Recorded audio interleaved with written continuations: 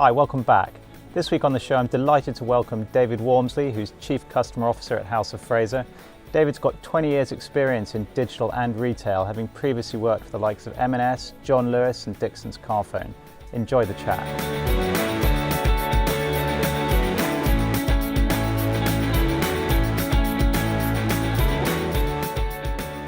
Great. Cool. David, thank you very much for making the time. It's my pleasure. So you've been 20 years, nearly 20 years in the game in digital and e-com. From, I guess most recently you were John Lewis, then Dixon's Retail, and then M&S, and now House of Fraser. Big role, slightly different role, Chief Customer Officer, reporting directly into the CEO. Can you just sort of give our listeners a little bit about what a Chief Customer Officer is, what the role actually is, and what it does? And I appreciate you're only 3 months in now, probably. Yeah, I'm still trying to figure it out as well. I think there's a functional answer, and then there's a slightly smarter answer. I mean, the functional answer is I'm responsible for the digital channels in the business, the marketing, everything from the brand, all the customer touchpoint with the brand, the advertising, digital performance, into customer insight, and so on. So there's a series of functional answers to the question. Yeah. But the way I prefer to answer the question is basically being the conscience of the customer into the whole business. Okay. So I love that, conscious of the customer. Yeah. And just really being clear on who our core customer is, what's important to her, and making sure that we're meeting her expectations every touch point, literally every touch point. Right. And whether it's from the products we buy through to the shops that we run and whether we locate them and so on. So it's all of those touch points. So yeah, there's a kind of functional answer, but it's much more kind of like, okay, really aligning, helping the whole business align around how the customer is. So it's across the whole business, really, right? Yeah, from returns through to going backwards, but all the way through. It's extraordinary scope. Well, it's a fun job. And you mentioned her, so your customer is a her, is it I think any retailer has to, well, I was going to say, any department store retailer, you're appealing to the whole country, and of course we want everyone to shop with us. We hope that they will and they'll enjoy it.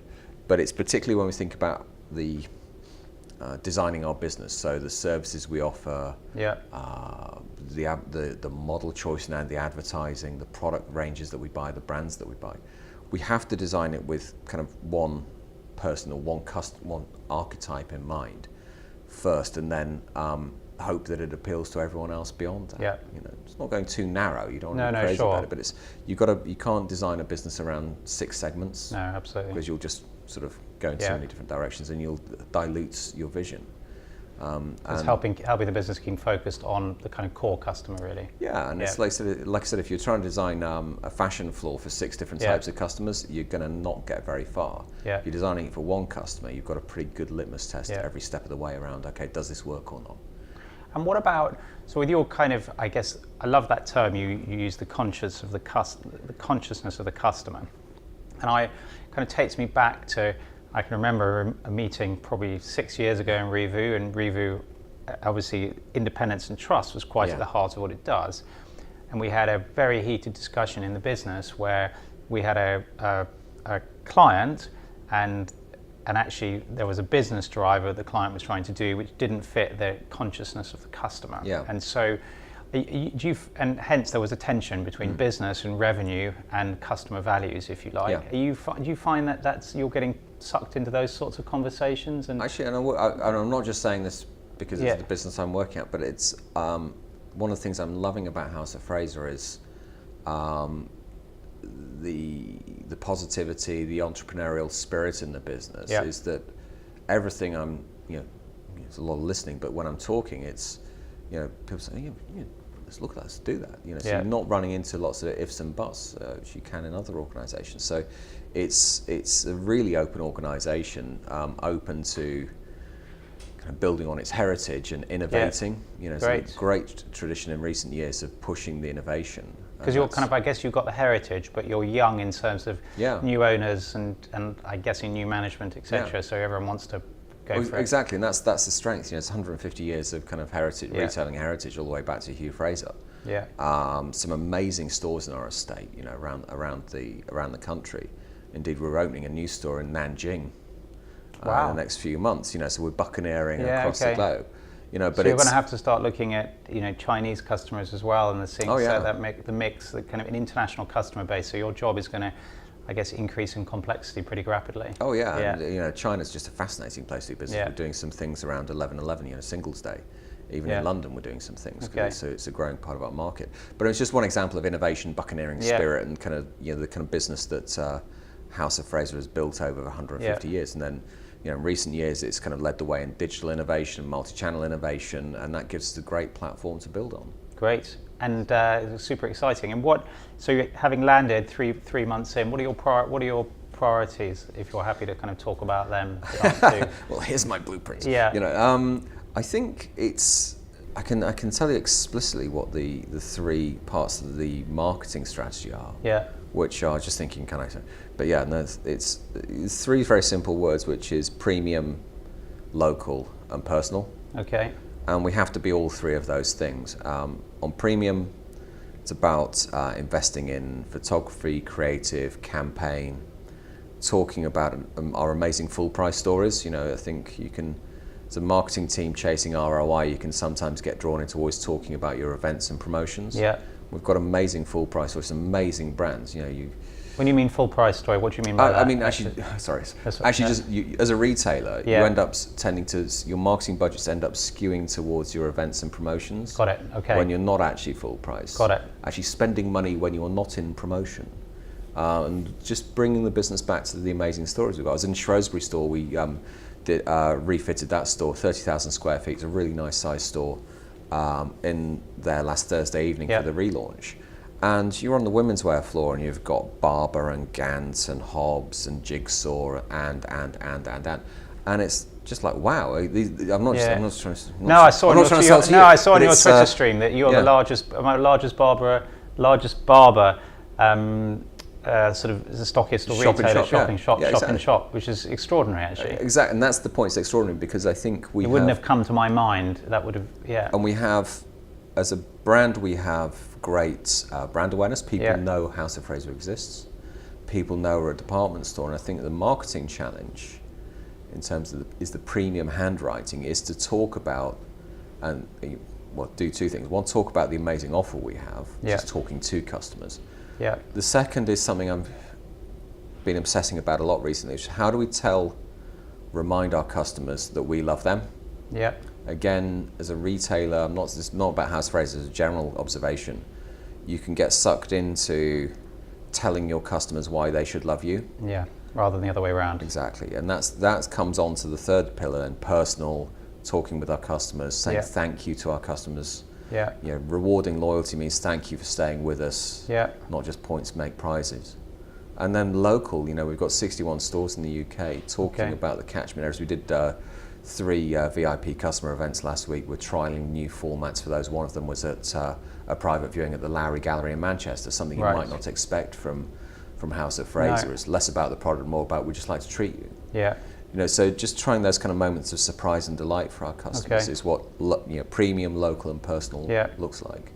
So those are the headings. I mean, there's a world of I can imagine underneath that a lot of hard work underneath, and I guess your remit is multi-channel. And what is that? And I don't know whether it's a terrible term. It's been around. It's accepted as the term, but and maybe it just is retail today. But what does that? If you put yourself in your customer's shoes, what does that mean for them?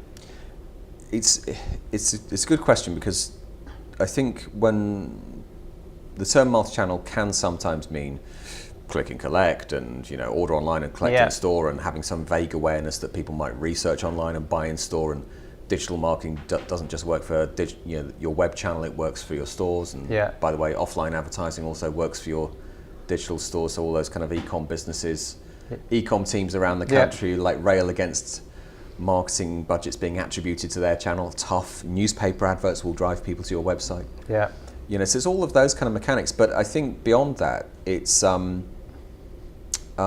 did a piece of work. It's another.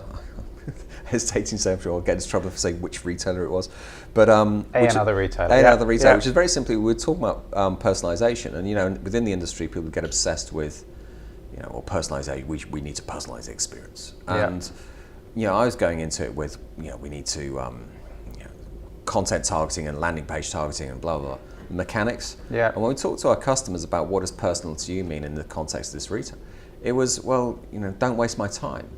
And particularly sort of young mums, kind of, sort of working mums. It's kind of like the one thing I know I don't have very much of is time. Yeah. So if I'm shopping with you, we're doing mobility, looking at what is the purpose of these things. Yeah. And it was, if I've put a bunch of things in the basket and then I get home to buy them and then you flush the basket, I hate you. Yeah. You know? Yeah, absolutely. Because I've taken the time on a train or whatever, and I've committed to you and you've let me down in the relationship. So we think multi-channel, one of the fundamental. And that's not fancy, is it? That's just exactly. It's delivering dull, the core kind of dull fundamental building block, which is persistent baskets. Yeah. We will talk about tracking across devices because we're trying to justify marketing spend. Our customers' number one thing is, don't waste my time. So that's when we think multi-channel, that's what it must come down to. So. Interesting. That's a kind of fascinating when lots of people trying to sell kind of personalization in and out of websites, etc. Yeah. And then how about, trying to just take that on a little bit. How do you look at, how are you starting to look at customer data? Is it how do you see that? Is it unjoined up, or is your job to join it up slowly between the different? I think the simple sort of plumbing jobs of getting store data into your customer database, that's fairly straightforward. That's data plumbing. It's more fun of saying, spend time defining the problem you're trying to solve. Yeah. What is the insight you're looking to generate and the action you're then looking to take off that insight? What's your hypothesis about what you think is going to happen? So for instance, what the problem might be, it might come down to marketing spend. So how do we tune our marketing spend? A lot of people assume they're not spending enough on mobile, but they don't know how much to spend on mobile because you're trying to work out the impact of higher up the funnel activity, browse activity. People transact less on the phones. So trying to piece together the multi-channel view for that might be one example. Another example, like I said, is how do you move away from straight ROI targeting? Because otherwise your performance team will always just keep hitting the sale message. Yeah, constantly. That's got the best ROI. Yeah. So how do you tune in some customer And that's goals too then? low down the funnel is what you're saying there, right? Yeah, So you they're kind of, your performance marketing team can often end up like the Gary Lineker of the operation. The goal-mouthed child is just hanging around to knock the ball in. Which is colossally unfair on some very hardworking and hugely talented individuals in that industry. Yeah. But ultimately the behaviours can tend towards that if you set up the incentives in that way. Yeah. So how do you build alongside ROI or ROAS measures? How do you build alongside those customer measures, profitability measures? So the insight, building this profitability view of customers, because you'll know there's a massive Pareto there where there's going to be a minority of your customers are actually delivering your profit. Yeah. So how do you reach those guys? Isolate them, talk to them, reward them, thank them. Yeah. And so you're starting to look at beyond then, I guess, that sort of lifetime value term. Then I guess you're starting to look at that when you're looking at your marketing. And it does. Other industries are more advanced on this, but it's kind of you think of the mobile industry, but also lifetime value can also be an abused term because it's got an assumption that people will have a beginning, a middle, and an end. And in the mobility industry, mobile phones, that was very true. Contracts, it's like you get someone to stay with you for 2 or 3 years, then they'll hate you and go somewhere else. So it's in retail, it is genuine lifetime because if you're a brand like House of Fraser, people will have this intergenerational relationship with you. Yeah. They came with their parents, or and their grandparents shop with you, and they'll follow them all the way through. All the way through, And so it's what does a genuine lifetime relationship look like? Do you worry on that the sort of gap between your current customers, and I'm kind of hypothesizing on your current customers in my mind, and say, I don't know, the term millennials or whatever, but the younger, that gap is there, and how do you make sure you're bringing in the next generation of shoppers into store and to kind of build that relationship? It is a challenge, So we talk about our core customer, which has a particular profile. Yeah. Then we've got young women, 18, younger, but 18, 20, 23, particularly shopping makeup, saving up their Christmas money to buy the Michael Kors handbag. So we do have that demographic in there. And I think the marketing and customer challenge for us is how we can bring them with us. So how we can, we do sell aspirational brands. We sell some amazing brands. So how can we, again, from a targeting point of view, almost give her next aspirational target? She's got the Michael Kors handbags or the Aspinalls or whatever it is, and it's like, well, what's the next thing that she should seek out? Because we sell things that people want. There's very few things in life that we actually need. Absolutely. And so we're looking to build that aspiration, and sell nice things to nice people ultimately, whatever their age. And it's that sort of. I guess if somebody comes in at 18 and then you can look after, they can stay with you as a customer till, I don't know, 60 or 70. That's an amazing opportunity. And 80 or 90, right? I was in a store, not one of our stores actually, I was in a store, high street brand. Yeah. And this woman came out of the section with her mother, and the woman must have been 60 and the mother must have been mid-80s. And they're talking about, it's a bit old for me, So it's kind of, I don't think none of us feel our age. I'm still a teenager practicing for life. So it's kind of. I think that when you talk about the millennials and the mindset there, I think it's true also as you go up through the generations these days that no one quite feels their age. Yeah. Oh, great. And how do you get kind of feedback from your customers? So when you're starting to think about their wants, how do you go about doing that? Multiple ways. I mean, we take a quant view of customers, so we. So that's sort of social listening, social data. When you look at a quant. Oh yeah, well, that's real simple kind of socio-demographic kind of profiling in terms of who our customer is. Right. Yeah. I think we layer on social listening. We've got satisfaction surveys, verbatims. Yeah. Social aggregation of contents and feedback. Focus groups, deep dives in terms of what we're trying to achieve, and we're just formulating at the moment the kind of Christmas deep dive. So we kind of as we head into Christmas season, exactly how we're going to do shopping safaris, diaries for online shopping, focus groups, really to do two things. One is genuinely understand our core customers, how we're landing Christmas. Yeah. And that's based against the kind of hypotheses we went into the season with. So if we assume, okay, this season we're going to hit this message and we're going to really focus on this brand and the windows are going to achieve these aims. Yeah. Actually playing back to the business, and this is part of being conscious. Cross-checking and tuning with the business. Yeah. We wanted to do this with our windows, or we wanted to achieve this with our layouts or this with our website. Did we actually manage that? And playing back to stores, great news, the customer's got what you're trying to do. Not so great news, you wanted to land this message but they're a bit confused. So it's just trying to sort of land that kind of qual view. Yeah. And then from an ongoing insight point of view in the business, it's then those kind of deep dives, those big seasonal deep dives become the backbone for the conversation. So it's kind of like, okay, well, if that didn't land with the customers, what would? So you can tune it in the messaging in real time. Yeah, and that's where the real value comes from, the insight and the teams who work on this is when they're part of designing the solution for. If that didn't work, okay, what did? Let's test out these messages. Let's test out. So we're getting slightly ahead of the curve in terms of designing the solution rather than just reporting on after the event. And can you feed that sort of real-time nature into customer experience as well and starting to tune that?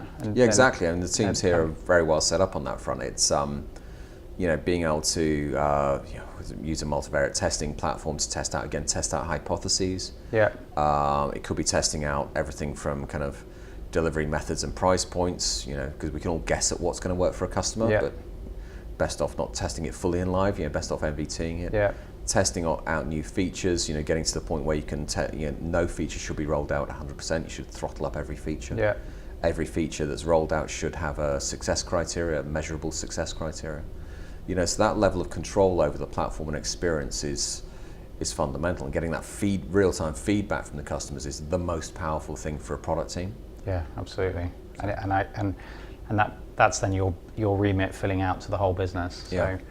Well, I mean, it's a massively exciting role, and you're going to be busy for a few years. I asked a few people. I said I was coming to see you, and someone, and I was like, "Oh, have you got any questions for David?" And one question came out was that if you had all the budget in the world and all the authority you had in the world, what's the one thing you'd want to do for your customers? As a sort of closing. Can you ask me a gardening question? I'll do a gardening question. No, problems with my tomatoes. We could have a little, So. No, I just think that's a very good question. And again, I'm not just saying this because I'm now a part of the team here, but genuinely, I feel like it's all possible here. I think there's kind of a real can-do attitude from the from the top team down throughout the whole organisation. If I had unlimited cash, is it team or technology that would help you? Or okay, well, that's an easy question to answer, because it is never the technology; it is always the people. Yeah. We're a knowledge industry. Yeah.